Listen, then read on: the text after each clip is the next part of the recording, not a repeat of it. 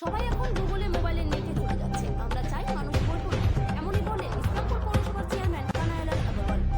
হতে চলেছে বইমেলা। আগামী 1 জানুয়ারি থেকে 7 জানুয়ারি পর্যন্ত ইসলামপুর কোর্ট ময়দানে এই বইমেলা অনুষ্ঠিত হবে বলে এমনটাই জানিয়েছেন ইসলামপুর পৌরসভার চেয়ারম্যান কানায়ালাল আগরওয়াল। এর ফলে যথেষ্টই খুশি শহরবাসী থেকে শুরু করে ছাত্রছাত্রী ও শিক্ষকরা। বর্তমান যুব সমাজ থেকে শুরু করে সকলেই মোবাইলের প্রতি আসক্ত হয়ে পড়েছে। তবে এই বইমেলা হলে বইয়ের প্রতি অনেকটাই আগ্রহ বাড়বে বলে আশা করছেন অনেকেই। এবার পশ্চিমবঙ্গ সরকার বইমেলাটা ইসলামপুরকে দিয়েছে।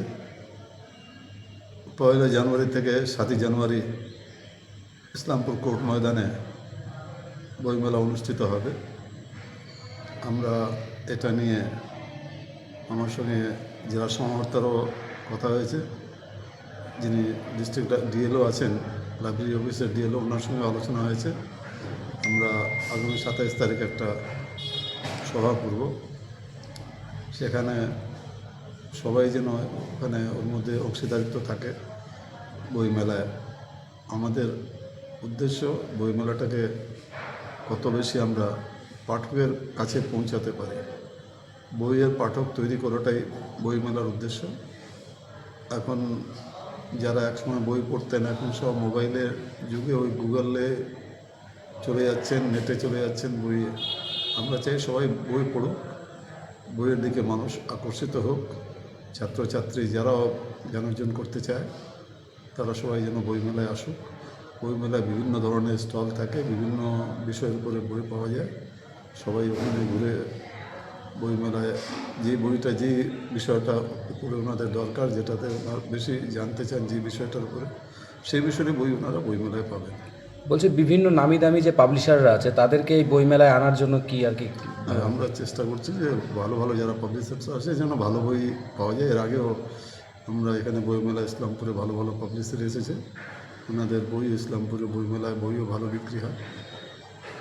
তাও আমরা ডিএলও যিনি আছেন, যিনি আমাদের এটা কোঅর্ডিনেট করছেন যারা বুকসেলের সাথে, তা বলবো যে ভালো ভালো বুকসেলারদের ভালো ভালো বই যেন এখানে আনা হয়। বলছি শহরের পাশাপাশি গ্রামের যারা পাঠক রয়েছে তাদেরকে এবং পাশাপাশি তাই সেই পঞ্চায়েত লেভেলেও সবাইকে জানাবো যে আপনারাও আসুন। যেগুলো অনেকগুলো স্কুলস আছে এখানে, সেই স্কুলে যারা আছেন তাদেরও, যারা স্কুলে যারা হেডমাস্টার বা প্রিন্সিপাল যারাই আছেন ওনাদেরকে বলবো যে আপনারাও বইমেলায় আসুন, আপনাদেরও ছাত্রছাত্রী আপনার বইমেলায় নিয়ে আসুন, যাতে ছাত্ররা এখন থেকেই বইয়ের প্রতি আকৃষ্ট হয়।